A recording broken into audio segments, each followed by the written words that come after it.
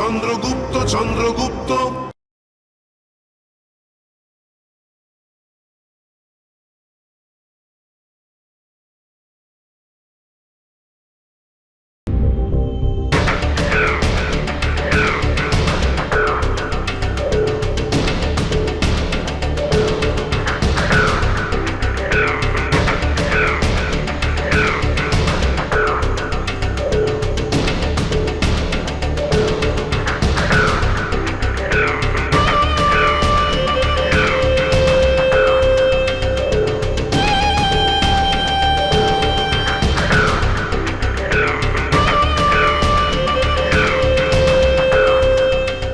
সব যোদ্ধারই নিজের ভাগ্যের ব্যাপারে, নিজের নিয়তির ব্যাপারে অবশ্যই জানা উচিত। কারণ যে যোদ্ধা প্রকৃতির সঙ্গে তালমিল রক্ষা করে যুদ্ধ করে, ভাগ্য তাকে একবার, দুবার, তিনবার ধাক্কা দিয়ে সঠিক রাস্তার দিকে নির্দেশ করে।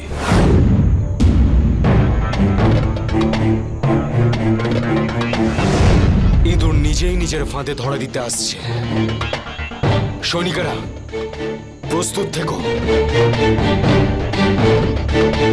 আর আমি খোঁজ খবর করে জেনেছি যে ভদ্রশাল একজন বীর যোদ্ধা তো বটেই, বরং প্রতিটি কাজের জন্য 3টি বিকল্প পরিকল্পনা করে রাখে। বাইরে থেকে তাকে যেমন দেখতে, ভিতর থেকে সে একেবারেই সেরকম নয়। তার মস্তিষ্কে সর্বদা ধূর্ত সব পরিকল্পনা ঘুরে বেড়ায়। ধূর্ত শেয়াল যেমন হয়, ব্যাস ভদ্রশালও তেমনই।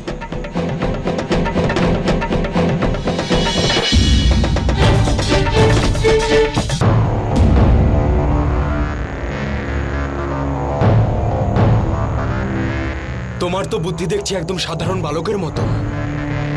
আমার ছোট্ট একটা কথায় তুমি উত্তেজিত হয়ে বুদ্ধি ত্যাগ করে ভাবনায় ভেসে গেলে।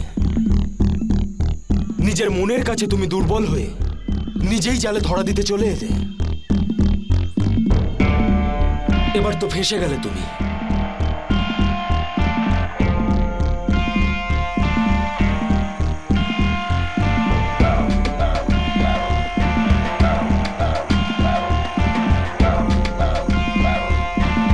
তোমার জীবনের খেলা এখানেই শেষ হলো চন্দ্রগুপ্ত। হাসতে হাসতে মারা যেও। তাছাড়া মারা যাওয়ার আগে তোমার সঙ্গে দেখা হয়ে বেশ ভালো লাগলো। এবার মরো। দাঁড়ান আপনি ভদ্রশাল, এটা করবেন না। দাসী এখানে কি করছে? খুব বড় একটা সমস্যা হয়েছে। ও রাজকুমারীকে বন্দি করে রেখেছে। ভদ্রশাল বাবু, ও রাজকুমারী দুর্ধরাকে অপহরণ করেছে। বাঁচাও! বাঁচাও! বাঁচাও! এটা নতুন কি ষড়যন্ত্র? দেখলে, আমি বলেছিলাম না তোমায়, শেষে কিন্তু আমাদেরই তোমার কাজে লাগবে। সামন্ত ভদ্রশাল, আপনি হয়তো ভাবছেন যে আপনি ওকে আটকে রেখেছেন, কিন্তু আপনি হয়তো জানেন না যে আপনি অনেক বড় বিপদের মধ্যে পড়েছেন। ওর আদিবাসী সঙ্গীরা আপনাকে চারিদিক থেকে ঘিরে ফেলেছে। আপনার এটা বিশ্বাস হচ্ছে না? আমি নিজের চোখে সব দেখেছি। আপনি ফেঁসে গেছেন খুবই বাজেভাবে।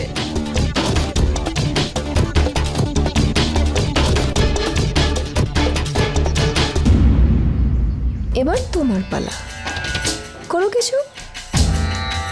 আমি তো করবই, কিন্তু একা নয়। তুমি ভদ্রশালকে মারতে চাইছিলে না? তুমি কি বলতে চাইছো? বিপদ নিয়ে খেলার খুব শখ, তাই না? তবে আজ তোমায় আমি বিপদ নিয়ে খেলার সব ইচ্ছে পূরণ করে দেব। নাও।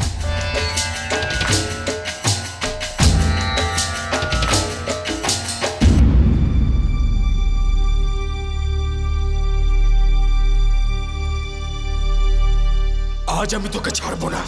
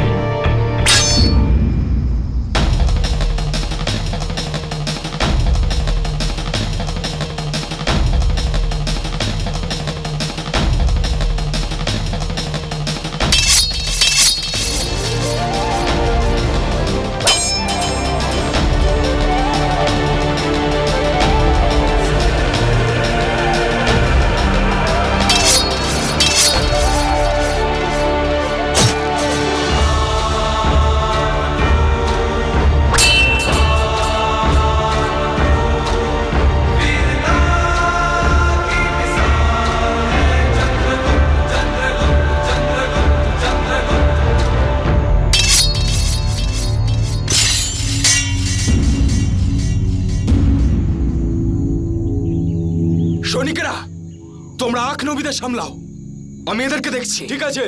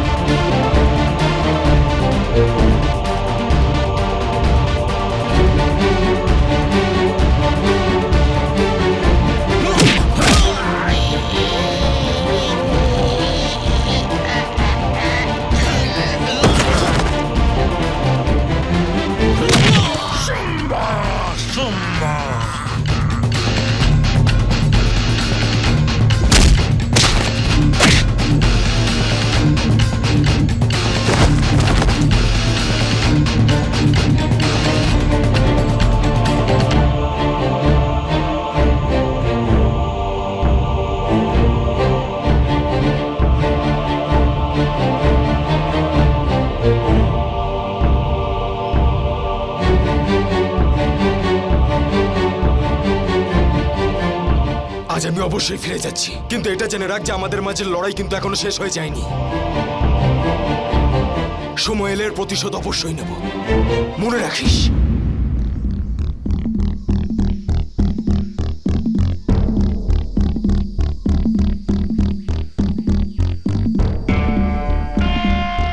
তুই আমার সোনা জিতেও কোনোদিনও জিততে পারবি না, মনে রাখিস আমার কথা।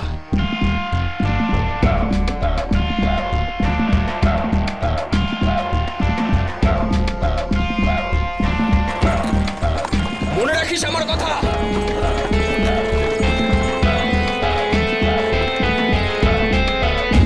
খুশি হয়েছ? খুব।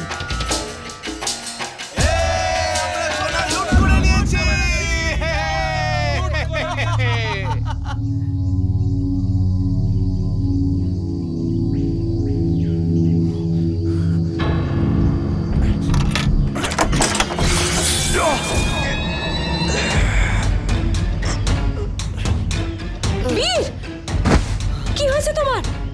ওঠো বীর, বীর ওঠো, কি হয়েছে তোমার? আমরা ওঠো। জিতে গেছি, আমরা জিতে গেছি, স্বর্ণ আমাদের হয়। কি হয়েছে তোমার? ওঠো বীর, বীর ওঠো বীর, বীর।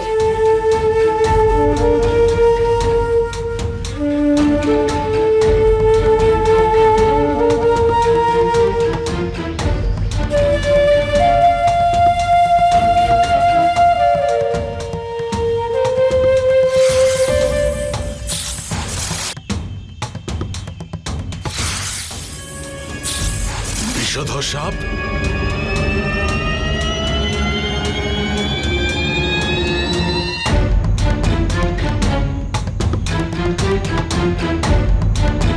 কি হয়েছে ওর?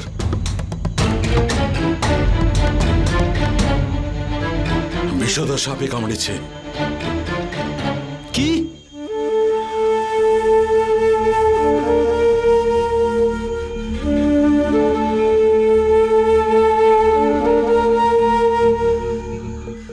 যার একটা দংশন সবচেয়ে বড় হাতিকেও ধরাশায়ী করে দেয়।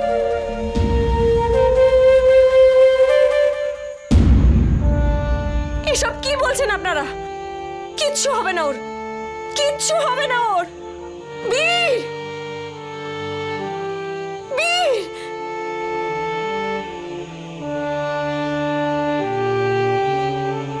আমাদের একে যে কোনো মূল্যে বাঁচাতে হবে আইডিয়া। ও মরতে পারে না। যদি ওর কিছু হয়ে যায় তাহলে ভারতের ভবিষ্যৎ তৈরি হতে হতে ভেঙে যাবে।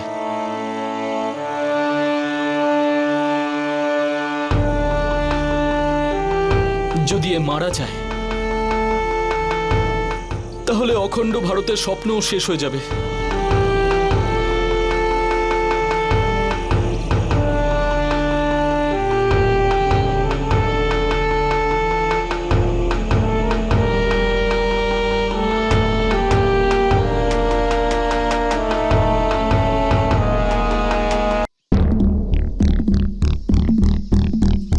চন্দ্রগুপ্ত তো এতক্ষণে নাগরাজের শিকার হয়েই গেছে। এবার এই চাণক্যকে ফাঁসানোর জন্যে জাল তো আমাকে বেছাতেই হবে। সামন্ত, সামন্ত, স্বর্ণ সুরক্ষায় যারা ছিলাম তাদের মধ্যেই 5 জনই বেঁচে আছি।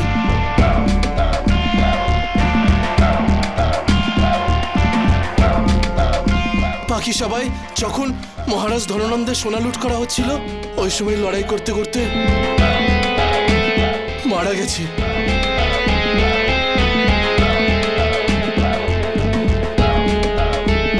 তাহলে তুমি নিশ্চিতভাবে বলতে পারো রাজকীয় সোনার রক্ষার দায়িত্বে থাকা সৈন্যদের মধ্যে তোমরা 5 জনই বেঁচে আছো? হ্যাঁ হ্যাঁ সামন্ত।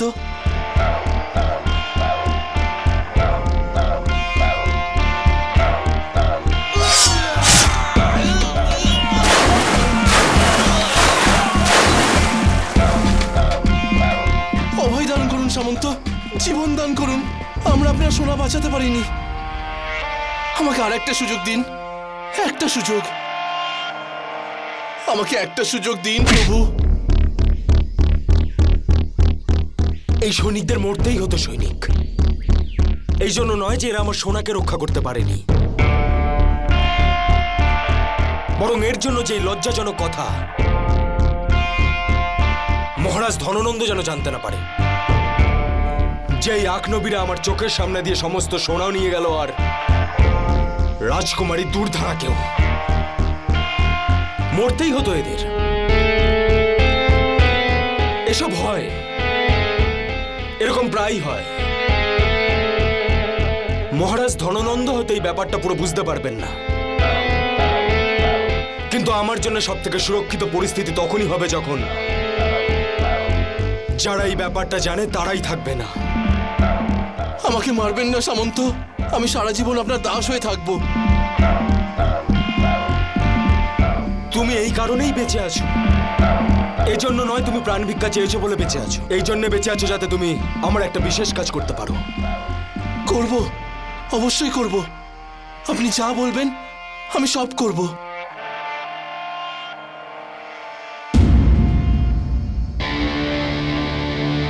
আমি চাই তুমি কলিঙ্গ গিয়ে ওখানকার দুষ্ট সেনানায়ক থিলবা বিলাইকে এটা জানাও যে ওর চিরশত্রু ধননন্দের মেয়ে জঙ্গলে রয়েছে, ওর রাজ্যের সীমানায় কোনো সুরক্ষা ছাড়া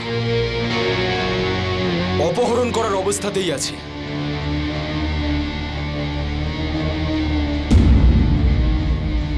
যেরকম বলা হলো সেরকম করো। আমি অবশ্যই করব। সোনা তো ওই আকনবীদের থেকে আমি অবশ্যই ছিনিয়ে আনবো। শুধুমাত্র রাজকুমারী দুর্ধারার মৃত্যুর দোষারোপ আমাদের শত্রু কলিঙ্গর উপর লাগুক, তাহলে আমি মহারাজ ধননন্দের চোখে নির্দোষ প্রমাণিত হয়ে যাব। ধরো, চেপে ধরো। বাঁধলে অন্তত বিষটা হৃদয় পর্যন্ত পৌঁছাবে না। শোনো, তাড়াতাড়ি বিষ কমানোর ওই জড়িবুটি নিয়ে এসো। ওইটা লাগালে অন্তত পক্ষে বিষের প্রভাবটা কম হয়ে যাবে। যা ভাগ।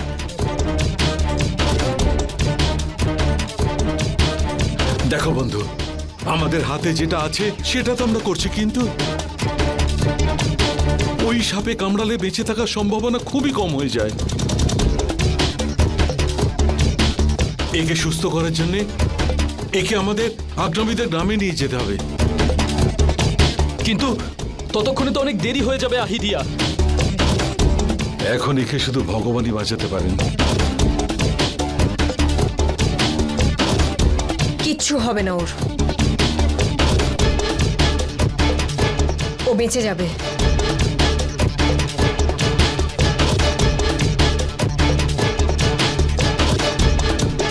সাপটা খুব বিষাক্ত ছিল।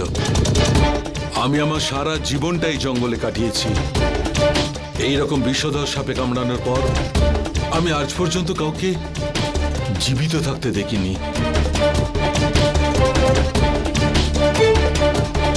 কোনো তো উপায় থাকবে। আমরা আমরা কিছুই করতে পারি না। আমি বললাম না কিচ্ছু হবে না ওর, কিচ্ছু হবে না। ওঠো বীর, ওঠো, তোমাকে উঠতে হবে। ওঠো বীর, ওঠো, কিচ্ছু হবে না তোমার, তোমাকে উঠতে হবে। তুমি এভাবে মরতে পারো না, ওঠো। তুমি শুনতে পাচ্ছ না আমি কি বলছি? শুনতে পাচ্ছ না? ওঠো, ওঠো বীর, ওঠো। অনেক দুঃসাহসিক কাজ করার আছে তোমার আমার সাথে। ওঠো বীর, ওঠো। তুমি এভাবে মরতে পারো না বীর। তুমি শুনতে পাচ্ছ আমি কি বলছি? শুনতে পাচ্ছ তো? ওঠো বীর, ওঠো।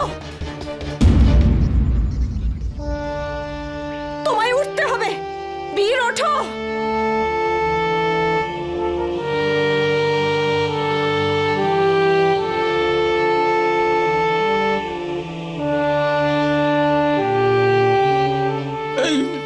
এটা তো তোমার এই চেষ্টা সত্যিই কাজ করছে।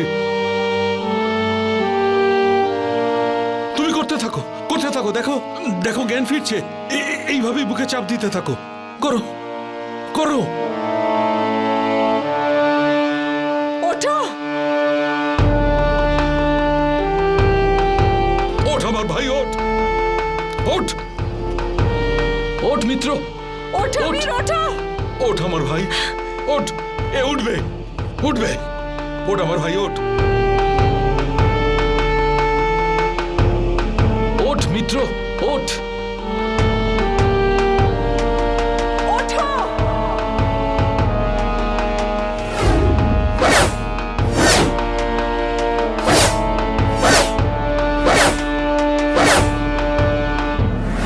এইটা কি? যেখানে তুমি যাবে আমিও সেখানে যাব। আমি তোমার কিচ্ছু হতে দেব না, কিচ্ছু হতে দেব না আমি তোমার।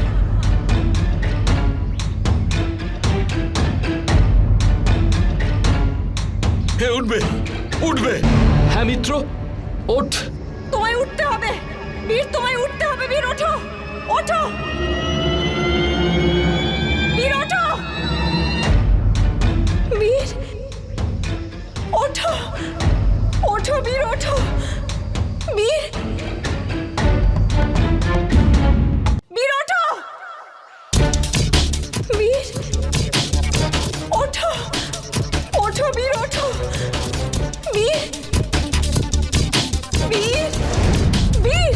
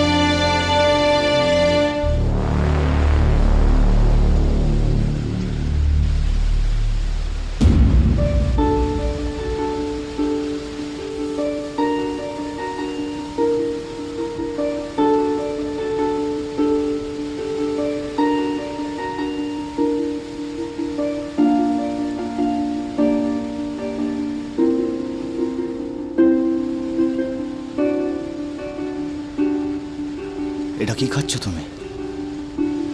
জানি না, কিন্তু এই ওষুধ আমার আচার্য আমায় খেতে বলেছেন, তাই খাচ্ছি। তোমার মনে হয় না যে তোমার আচার্যকে জিজ্ঞেস করা উচিত যে এর মধ্যে কি আছে আর এটা তোমাকে কেন খাওয়াচ্ছেন?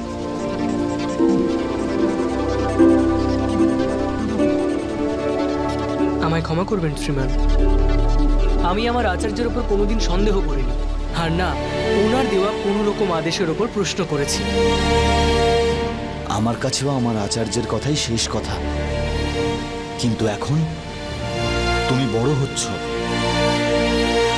আর যদি আচার্যকে জিজ্ঞেস করে এটা জেনে নাও যে এতে কি আছে, তাহলে তুমি ওনার উদ্দেশ্যটা জেনে নিয়ে ভালোভাবে সেটার পালন করতে পারবে।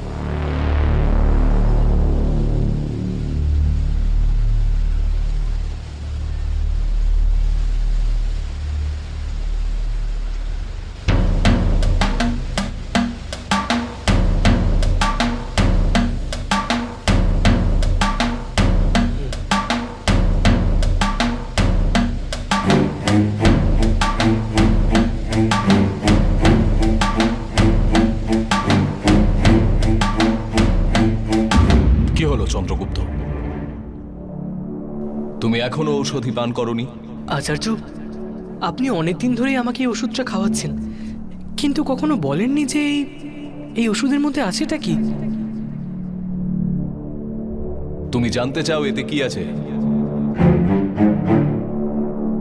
এই ঔষধে বিষ মেশানো আছে।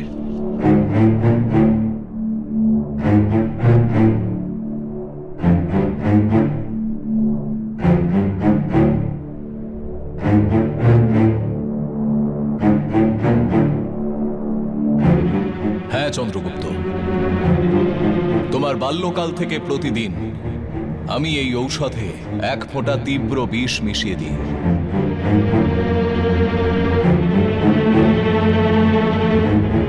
কিন্তু আচার্য, আপনার মাত্র একটা ইশারাতেই আমি আমার প্রাণ বিসর্জন দিয়ে দিতে পারি, কিন্তু তবুও আমায় এইভাবে ওষুধে বিষ মিশিয়ে মিশিয়ে খাওয়ানো। তোমার গুরুভক্তির প্রতি আমার বিন্দুমাত্র সন্দেহ নেই চন্দ্রগুপ্ত। এই বিষ আমি তোমাকে তোমার ভালোর জন্যই পান করাই। যে পথে তুমি অগ্রসর হচ্ছ তাতে প্রতি পদক্ষেপে সংকট রয়েছে, ছলনা রয়েছে। শত্রু কখনো শক্তির দ্বারা তোমাকে আঘাত করবে, আবার কখনো ছলনার দ্বারা। শত্রু যদি তোমাকে শক্তির দ্বারা আঘাত করে তবে তুমি তলোয়ার দিয়ে তার প্রতিরোধ করতে পারবে, সে সম্পর্কে পূর্ণ বিশ্বাস আছে আমার। কিন্তু যদি শত্রু তোমায় ছলনার দ্বারা বিষ পান করায় তখন তার বিরুদ্ধে কি করবে তুমি? তার জন্য তো কোনো না কোনো প্রতিরোধ ব্যবস্থা তৈরি করতে হবে, কারণ যে আগামী সংকটের জন্য প্রস্তুতি নিয়ে রাখে না, বুঝে নাও সে নিজের জন্য আরো সংকট তৈরি করছে। এই বিষের প্রতিটি ফোঁটা যা আমি তোমাকে বাল্যকাল থেকে প্রতিদিন পান করাচ্ছি, এটা তোমাকে বিষের প্রতিটি আক্রমণ থেকে বাঁচাবে। এর দ্বারা তোমার শরীরে সব রকমের বিষের সঙ্গে লড়ার নৈসর্গিক ক্ষমতা তৈরি হয়ে যাবে। যদি কেউ ছল করে তোমায় বিষ পান করিয়ে দেয়, এটা তোমায় তার থেকেও বাঁচাবে।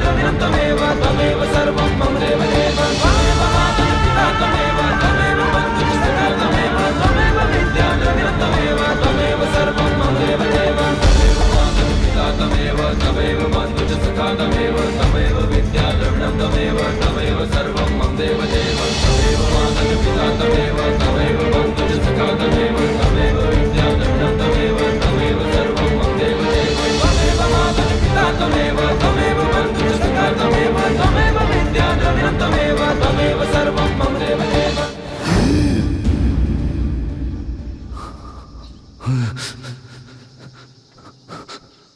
আচার্য। মিত্র, আমি জানতাম তোমার কিচ্ছু হবে না। আমি জানতাম তুমি একদম সুস্থ হয়ে যাবে। তুমি পুরো সুস্থ হয়ে যাবে, আমি জানতাম।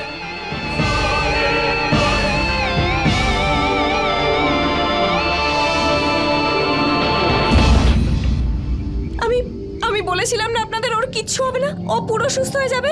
দেখলেন, ও একদম সুস্থ হয়ে গেছে। ওঠ আমার ভাই, ওঠ। ভগবান মুখ তুলে চেয়েছেন, ভগবান মুখ তুলে চেয়েছেন। সোম্মা সোম্মা সোম্মা।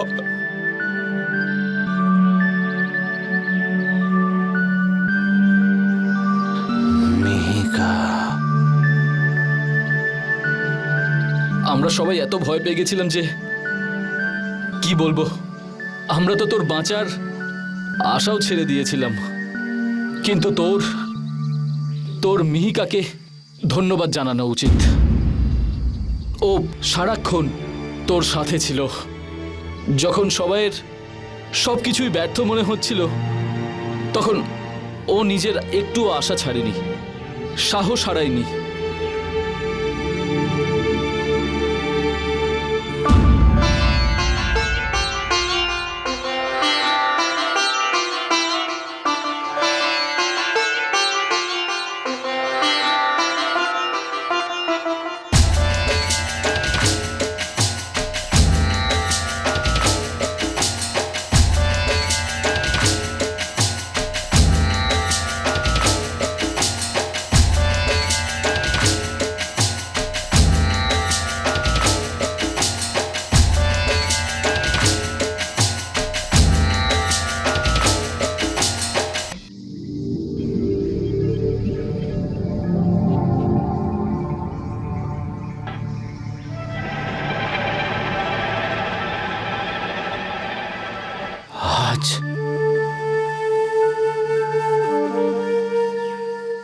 আজ আমায়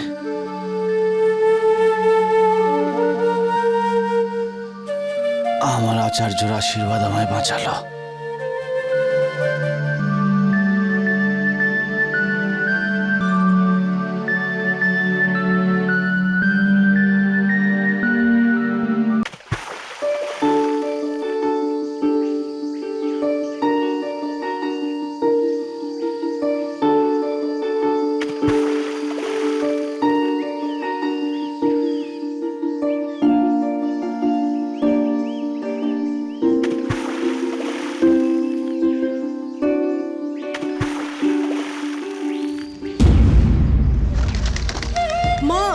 কি করছিলিস? হ্যাঁ, লুকোচ্ছিলিস? মারি তোকে? হ্যাঁ মারি। কি করছিস?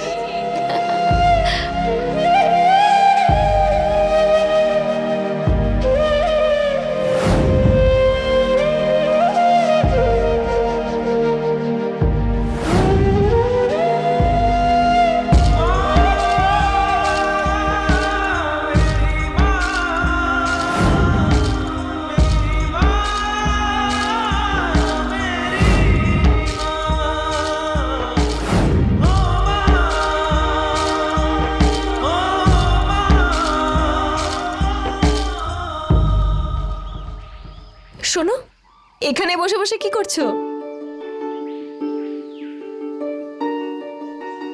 তোমাকে বলছি কিন্তু আমি। বলো না।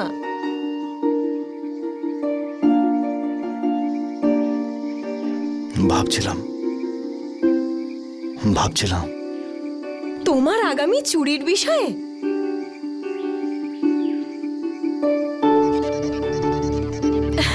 একটা কথা বলবো, আমার এই খেলাটা ভীষণ ভালো লাগছে।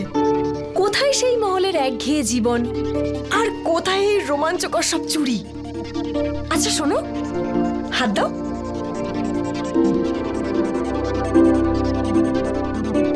দাও না।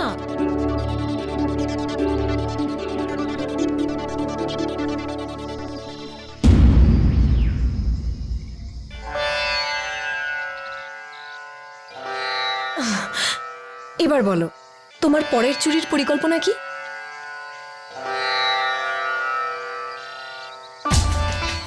মা, আমি আমার মায়ের কথা ভাবছিলাম।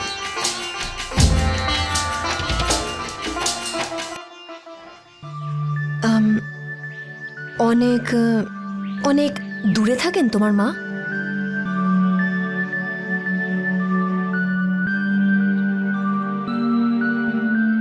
ওইখানে রয়েছে।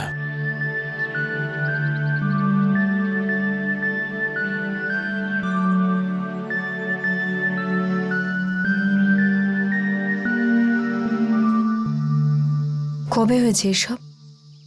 অনেক আগে, ছোটবেলায়। খুব খুব কষ্টকর হয় না মাকে ছেড়ে বাঁচা?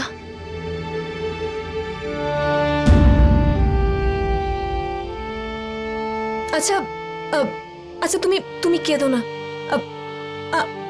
আমি না হয় হব তোমার মা।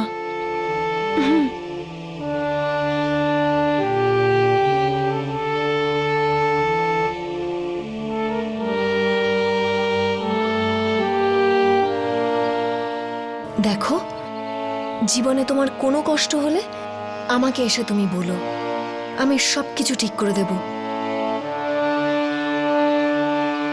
কি হয়েছে? মজা করছি না আমি, সত্যি বলছি। সব সমস্যার সমাধান আছে আমার কাছে। তাও যদি তোমার মায়ের অনুভূতি না হয়, তাহলে আমি তোমার জন্য বুড়িও হতে পারি। দেখাবো, দেখবে? দেখো।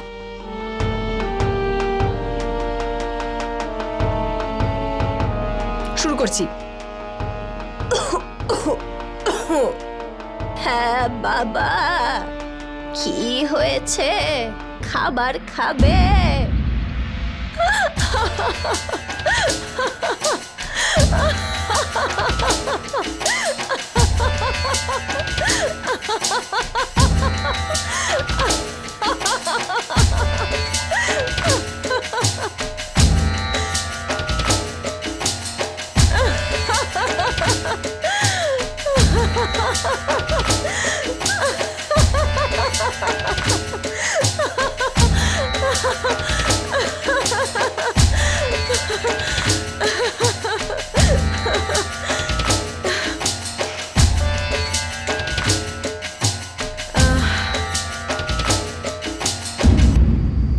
আচ্ছা শোনো, আমি তোমার জন্য তোমার মাকে খুঁজে বের করতে পারি। তুমি জানো, আমার দিদা বলতেন, যখন কেউ জীবন ছেড়ে চলে যায় তখন আকাশে তারা হয়ে ঝলমল করে। আচ্ছা, আমরা একটা কাজ করি, চলো। আচ্ছা শোনো, একটা কাজ করি, আজকে রাতে পাহাড়ের চূড়ায় উঠে তোমার মাকে খুঁজবো আমরা, ঠিক আছে? বলো না, যাবে? যাব। কিছু কথা ছিল, যদি তুমি ব্যস্ত হও তাহলে আমি পরে আসছি। আরে পরে কেন, এখনই কথা বলো। ঠিক আছে, রাতে দেখা হচ্ছে।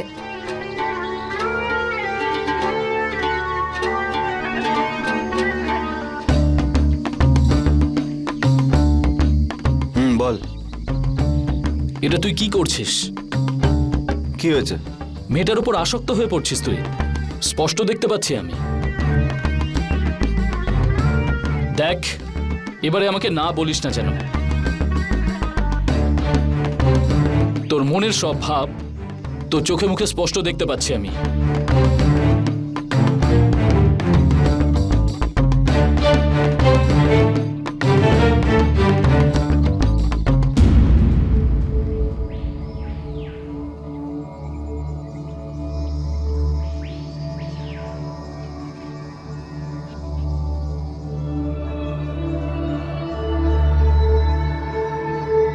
আচার্য, আমাদের এই বিশল্য নাগের ভয়ঙ্কর বিষের কি প্রয়োজন আছে?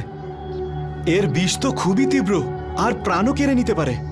শেষ পরীক্ষার জন্য এটা প্রয়োজন পড়বে। অর্থাৎ চন্দ্রগুপ্তর আরও কি পরীক্ষা দেওয়া বাকি আছে? না, চন্দ্রগুপ্তর নয়, এটা সিঞ্জিনীর পরীক্ষা। সিঞ্জিনী, সেই বিষকন্যা যাকে আমি বহু বছর ধরে তৈরি করছি। মনে আছে তোমার গ্রামের সেই মেয়েটিকে, যাকে আমি গ্রামবাসীদের হাত থেকে বাঁচিয়েছিলাম? দেখুন আচার্য, এগুলো হলো জঙ্গলের সব থেকে বিষাক্ত ফল। কেউ যদি একটাও খেয়ে নেয় তাহলে মুখ থেকে ফেনা বেরিয়ে আসে। আর এ তো এই ডাইনি, এগুলো পেট ভরে খেয়ে ফেলে।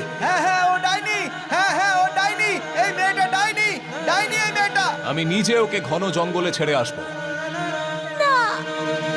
যাও সবাই।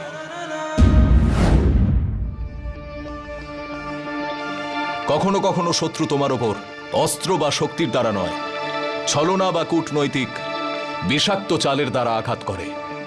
সে তোমাকে তলোয়ারের দ্বারা নয়, বিষের দ্বারা হত্যা করার ষড়যন্ত্র করে। তাই আমাদের শত্রুর প্রতিটি আঘাতের জন্য প্রস্তুত থাকা উচিত।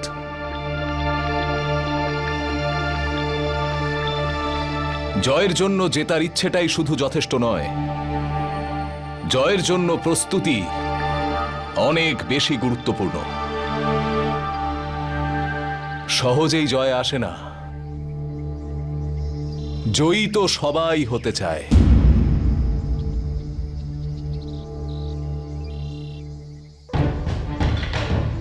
কিন্তু জয় লাভ করার জন্য সবাই উপযুক্ত প্রস্তুতি নেয় না। জয়ের জন্য গ্রহণ করা প্রস্তুতি জয় লাভের ইচ্ছেকে আরো দৃঢ় করে তোলে। একবার যুদ্ধ শুরু হয়ে গেলে জয়ের প্রস্তুতি নেওয়ার জন্য আর কোনো সময় থাকে না। যুদ্ধ চলাকালীন তুমি যুদ্ধ করবে নাকি জয়ের জন্য প্রয়োজনীয় প্রস্তুতি নেবে? যুদ্ধের জন্য নেওয়া সমস্ত প্রস্তুতির কেবলমাত্র শেষ পর্যায়ে। যার নির্ণয় তার জন্য গ্রহণ করা প্রস্তুতির দ্বারাই নির্ধারিত হয়। তাই জয়লাভের জন্য আবশ্যক জয়লাভের জন্য গ্রহণ করা প্রস্তুতি। যদি একবার জয়ের জন্য সঠিক প্রস্তুতি নিয়ে নাও, তাহলে জয়লাভ অতি সহজেই সম্ভব। আর তাই আমিও প্রস্তুতি নিচ্ছি।